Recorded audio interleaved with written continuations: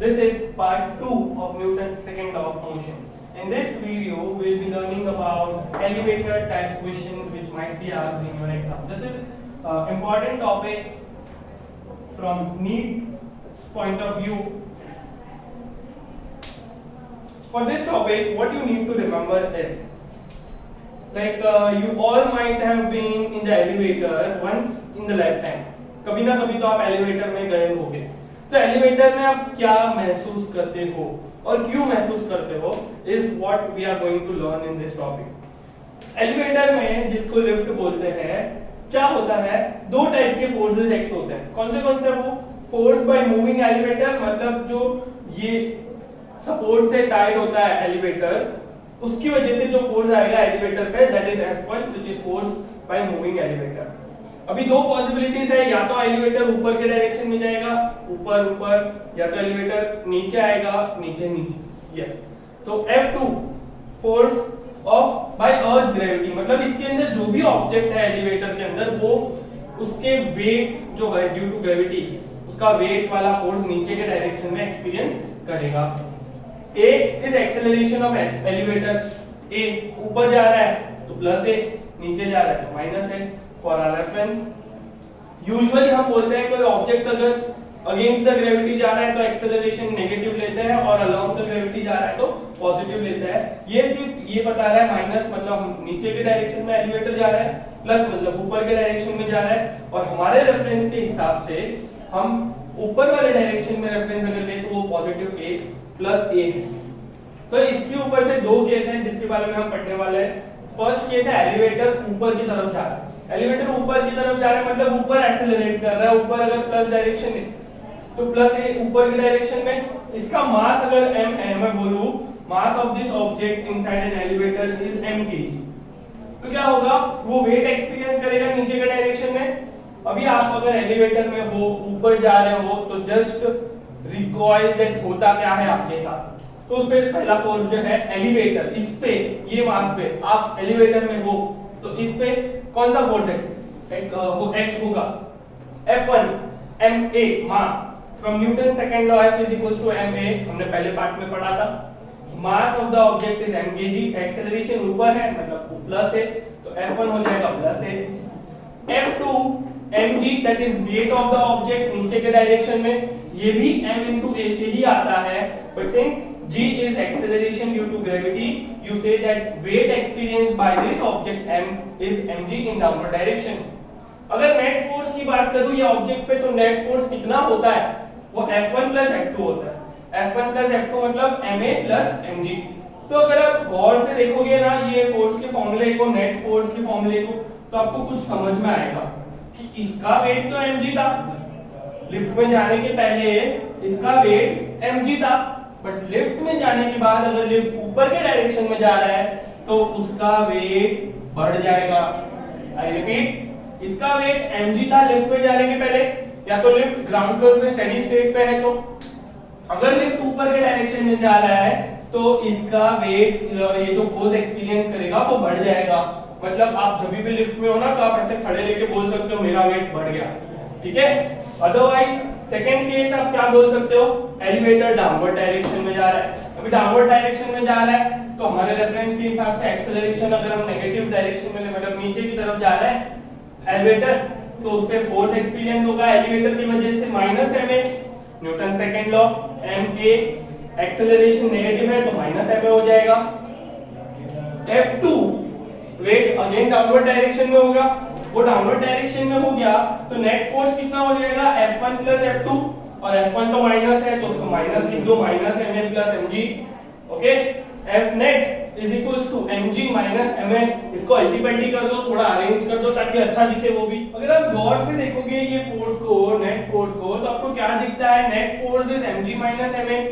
mg minus ma मतलब क्या, mg में से कुछ तो माइनस हो रहा है, वो क्या माइनस हो रहा है, अगर आप देखो तो ma माइनस हो रहा है. ma माइनस हो रहा है मतलब जब भी आप एक्सेलरेटर में हो और एक्सेलरेट नीचे की तरफ आ रहा है तो आप क्या बोल सकते हो, आपका वेट जो है ना वो कम हो रहा है. मतलब आप कैसे एक्सपीरियंस करोगे weight, lighter than actual weight that is mg. पहले आपका mg था, अभी आपका वेट कम हो गया और आप हल्के महसूस करोगे. तो ऐसा होता है कभी भी अगर आपका सर भारी होता है, आपको टेंशन आता है ना, तो जाके एलिवेटर में खड़े हो जाओ, एलिवेटर को नीचे आने बोलो, तो आप हल्के महसूस हो जाओगे।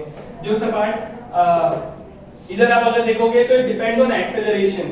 एक्सेलरेशन, अगर एलिवेटर का एक्सेलरेशन फास्ट है, अगर वो फास्ट जा रहा है तो थोड़ा कम हल्का महसूस करोगे, बट अगर वो स्लोली स्लोली नीचे आ रहा है तो आप थोड़े ज्यादा हल्का महसूस करोगे। So this was all about elevator.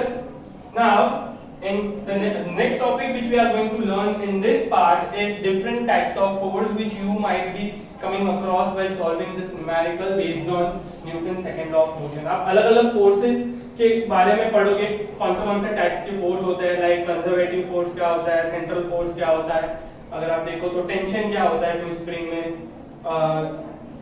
में स्प्रिंग फोर्स क्या होता है, ग्रेविटेशनल फोर्स क्या होता है, वो सारे टॉपिक्स के बारे में हम पढ़ेंगे। Let's start with next topic which is importance of Newton's second law of motion. We have learned about Newton's second law in first part of this video, that Newton's second law is measure of force. So there are some consequences which you can say importance of Newton's second law. क्या है वो consequences देखते हैं।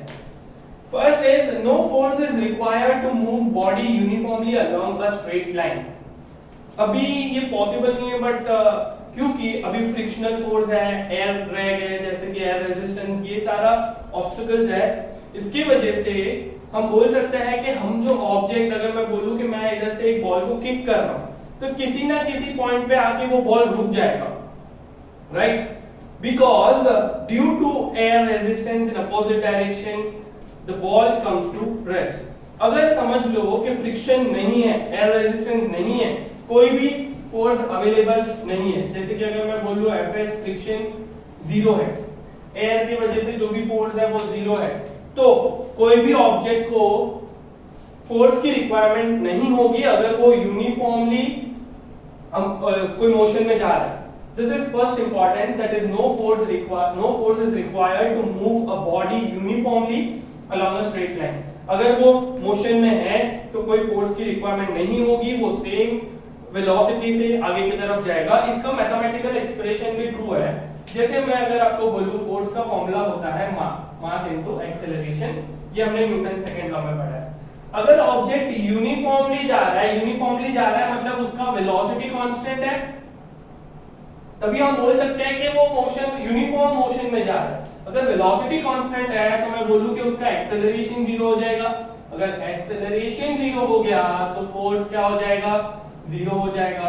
इसीलिए हम बोलते हैं कि no force is required in order to move body uniformly along a straight line.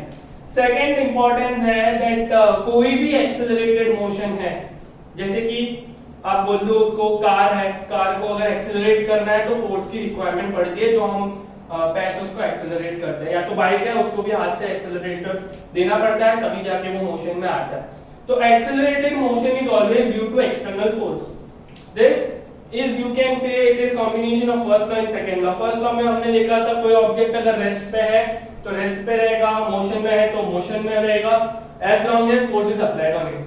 अगर एक्सटर्नल फोर्स अप्लाई करते हो तो वो एक्सेलरेटेड मोशन गिना जाएगा, मतलब वो कुछ तो एक्सेलरेशन से जाएगा। तो इसमें हम बोलते हैं कि अगर एक्सेलरेटेड मोशन है तो या तो उसकी स्पीड चेंज होगी। स्पीड चेंज करने के लिए आपको क्या करना पड़ेगा? तो आपको फोर्स अप्लाई करना पड़ेगा इन डोम मतलब क्या? Direction of motion. अगर आपको किसी भी ऑब्जेक्ट का स्पीड चेंज करना है, जैसे नेक्स्ट टाइम फर्स्ट वीडियो में आप जाके देख सकते हो, उधर हमने बोला था कि अगर कोई ऑब्जेक्ट मोशन में है तो वो मोशन में ही रहना प्रीफर करेगा, बट अगर आपने फोर्स अप्लाई किया तो या तो वो हायर वेलोसिटी से जाएगा या तो लोअर वेलोसिटी से जाएगा, मतलब उसका स्पीड ज्यादा होगा या तो कम होगा। तो आपको अगर किसी भी ऑब्जेक्ट का स्पीड चेंज करना है, मतलब बढ़ाना है, तो आपको फोर्स अप्लाई करना पड़ेगा इन डोम। याद रखना, डोम मतलब डायरेक्शन ऑफ मोशन होता है। Next thing is direction of motion, मतलब अगर आपको कोई भी ऑब्जेक्ट का डायरेक्शन चेंज करना है तो ये भी हमने फर्स्ट वीडियो में पढ़ा था कि आपको अलग-अलग डायरेक्शन में फोर्स अप्लाई करना पड़ेगा। स्पेसिफिकली आप अगर बोलो तो फोर्स हमको परपेंडिकुलर अप्लाई करना है डायरेक्शन ऑफ मोशन। अगर मोशन ऐसा जा रहा है तो आपको फोर्स ऐसा अप्लाई करना पड़ेगा ताकि वो अपना डायरेक्शन चेंज कर ले। थर्ड है अगर आपको किसी भी ऑब्जेक्ट का वेलोसिटी चेंज करना है, अभी स्पीड और वेलोसिटी में डिफरेंस आपको पता ही होगा। स्पीड और वेलोसिटी में डिफरेंस ये है कि स्पीड स्केलर क्वांटिटी है और वेलोसिटी वेक्टर क्वांटिटी है। मतलब आपको अभी क्या करना है, उसका स्पीड भी चेंज करना है दैट इज मैग्नीट्यूड, और डायरेक्शन भी चेंज करना है, तो आपको फोर्स कोई भी एक एंगल पे अप्लाई करना पड़ेगा। ये है उसका second importance Newton second law का। थर्ड इंपॉर्टेंस ये बोलता है अगर आपके पास कोई भी तीन फोर्स है तीन अलग अलग डायरेक्शन में, जैसे कि मैं अगर ये आपको बता दूं x y z, ये x x y और f z जो है तीनों अलग अलग डायरेक्शन में that is mutually perpendicular along x y and z axis, तो नेट फोर्स उस पे जो एक्ट होगा ऑब्जेक्ट पे वो क्या होगा fx i cap plus fy j cap plus fz k cap. ये i cap j cap k cap बताता है unit vector along x y and z axis respectively, और इंडिविजुअली वैसे ही एक्सेलरेशन नेट एक्सेलरेशन अगर आप बोलो ऑब्जेक्ट पे तो क्या हो जाएगा ax i कैप, नेट के बारे में अगर बात करते हैं तो ax i cap plus ay j cap plus az k cap, और इंडिविजुअली अगर fx का वैल्यू चाहिए तो मिल जाएगा max से fy का may और fz का maz। ऐसा होता है उसका मैथमेटिकल एक्सप्रेशन। अगर आप देखो तो ये x एक्सिस है, ये y है और ये z है। तो अगर मेरा ऑब्जेक्ट इधर किधर थ्री डायमेंशनल में है तो इधर उसका नेट फोर्स हो जाएगा fx fy fz i j k cap, a net हो जाएगा ax ay az। ये भी एक चीज ध्यान रखनी है which is importance of Newton's second law. Questions might be asked from this type of topic as well.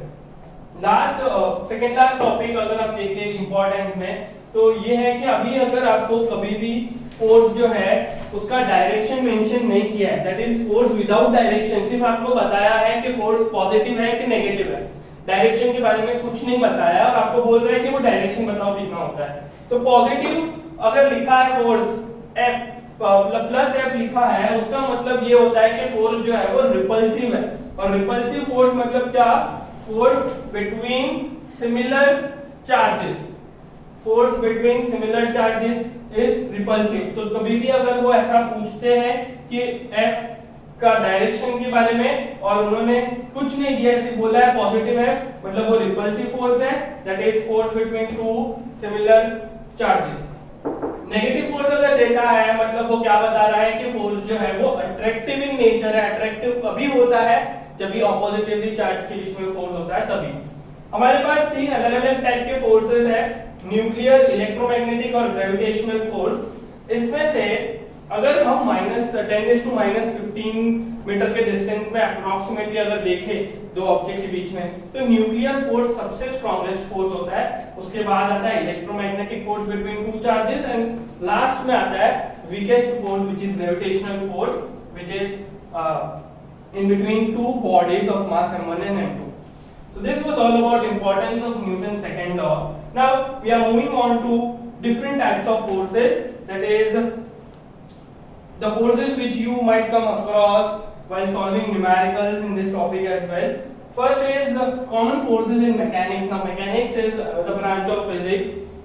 You can study in detail in future about this mechanics, but right now we are stick to just three types of forces in mechanics, that is weight and normal reaction, second is tension in the spring, third is spring force।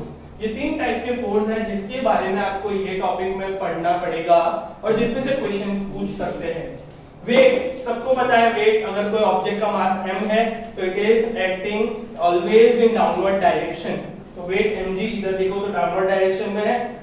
Normal reaction होता है capital R, normal reaction होता है capital R और ये हमेशा given surface के perpendicular रहेगा।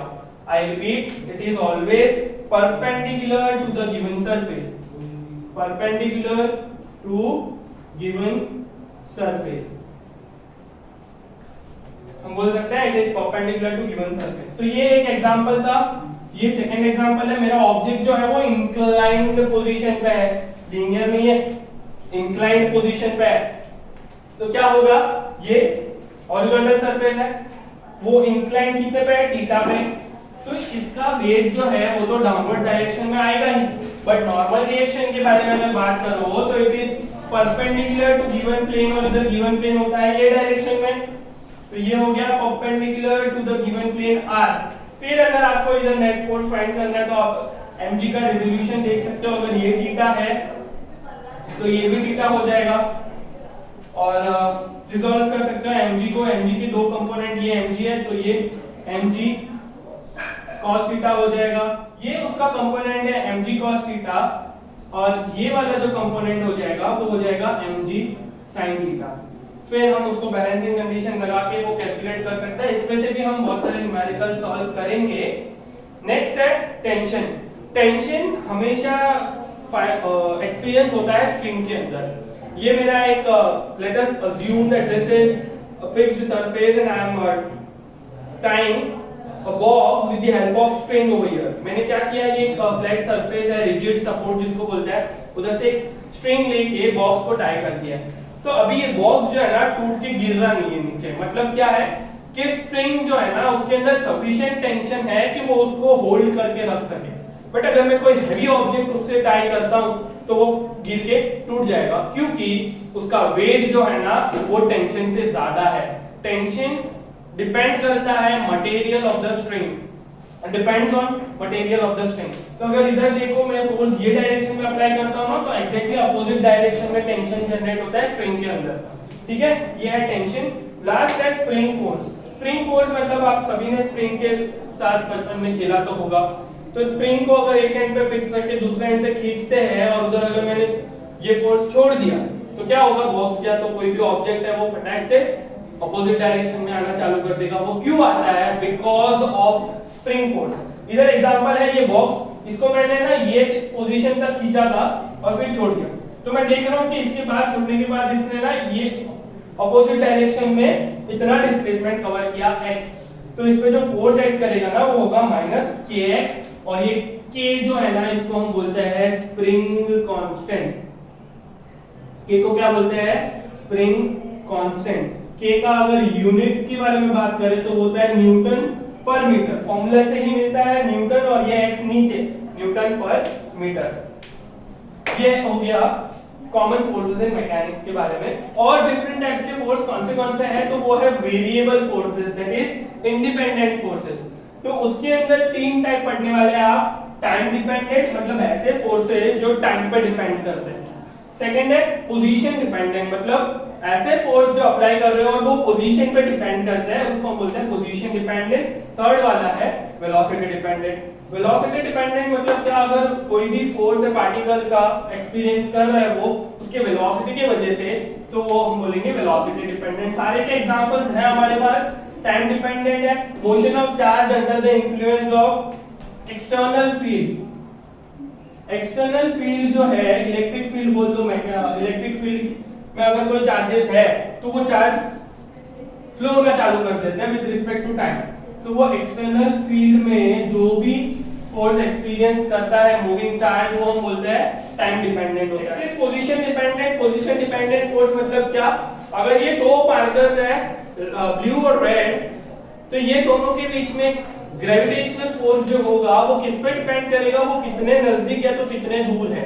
I repeat, कितने नजदीक या तो कितने दूर है, मतलब इनके पोजीशन की वजह से हम उस पे जो फोर्स एक्ट होने वाला है ग्रेविटी का वो डिटरमाइन कर सकते हैं, इसलिए हम बोलते हैं it is position dependent, position पे डिपेंड करता है। वेलोसिटी डिपेंडेंट होता है magnetic force.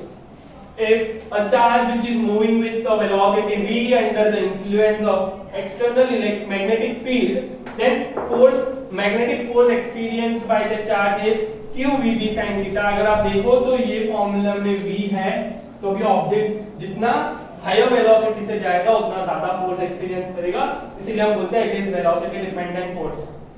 Last topic, second last point है सेंट्रल फोर्स। सेंट्रल फोर्स मतलब क्या, सेंट्रल फोर्स दो एग्जांपल है, अर्थ रिवॉल्विंग अराउंड द सन। अगर आप देखो तो किसी भी पोजीशन डिपेंडेंट फोर्स अगर बाउंडेड है टुवर्ड्स द सेंटर या तो अवे फ्रॉम द सेंटर, दो टाइप के फोर्स आपको पता है ग्रेविटेशन में पढ़ा है हमने, सेंट्रीपिटल और सेंट्रीफ्यूगल। सेंट्रीपिटल फोर्स होता है कोई भी ऑब्जेक्ट अगर सेंटर की तरफ बाउंडेड है, मतलब अट्रैक्ट हो रहा है सेंटर की तरफ तो सेंट्रीपिटल फोर्स बोलते हैं, दूर जाता है तो centrifugal. It is next topic you might be learning in gravitation. I'll upload another video on gravitation. Now central force मतलब ऐसा फोर्स कि अगर कोई ऑब्जेक्ट रिवॉल्व कर रहा है अराउंड अ सेंट्रल ऑब्जेक्ट, मतलब एक ऑब्जेक्ट फिक्स्ड है, दूसरा ऑब्जेक्ट उसके बाजू सर्कल में घूम रहा है, तो हम बोलते हैं कि force experience between that two object is central force. और एग्जांपल्स है electrons revolving around the nucleus. Last topic from this topic is conservative and non-conservative force. Conservative force क्या होता है? कंजर्व हो रहा है, मतलब अगर कोई भी ऑब्जेक्ट पे आप फोर्स अप्लाई करते हो तो हमने पढ़ा है from definition of work done that if force is applied on an object and if object is displaced from its initial position then some amount of work is done on the object. अगर ये जो work done है वो zero हो जाता है, मतलब क्या कि आपने फोर्स अप्लाई किया बट डिस्प्लेसमेंट जो है ना वो पाथ पे डिपेंड नहीं करता है, मतलब work done is zero that is independent of path covered by the object, मतलब उसका वर्क डन जो है ना वो पाथ पे डिपेंड नहीं करता है। तो जैसे एग्जांपल ग्रेविटेशनल फोर्स है, इलेक्ट्रिक फोर्स है, इलास्टिक फोर्स है, ये सारे फोर्सेस जो है ये अगर कोई ऑब्जेक्ट पे अप्लाई होते हैं ना तो वो ऑब्जेक्ट कौन सा पाथ कवर कर रहा है उस पर डिपेंड नहीं करता है, मतलब क्या कि उस पे वर्क डन जीरो हो गया, तो ऐसे टाइप के फोर्सेस को हम कंजर्वेटिव फोर्स बोलते हैं। नॉन कंजर्वेटिव फोर्स बोलते हैं अगर जो वर्क किया है, मतलब वर्क डन होता है फोर्स अप्लाई होने के बाद वो पाथ पे डिपेंड करता है, जैसे फ्रिक्शनल फोर्स है, फ्रिक्शनल फोर्स डिपेंड करेगा ऑब्जेक्ट के डिस्प्लेसमेंट पे, वो कितना डिस्प्लेस हो रहा है, वो पाथ पे डिपेंड कर रहा है कि ऑब्जेक्ट कौन सा पाथ ले रहा है, तो ऐसे टाइप के फोर्सेस को हम बोलते हैं non conservative force. That was all about Newton's second law of motion. This Newton's second law of motion consists two parts. Part one in which we studied about Newton's exact law, what is force, what is measurement of force, what is important of Newton's second law. We also studied about the different quantities and SI units of force.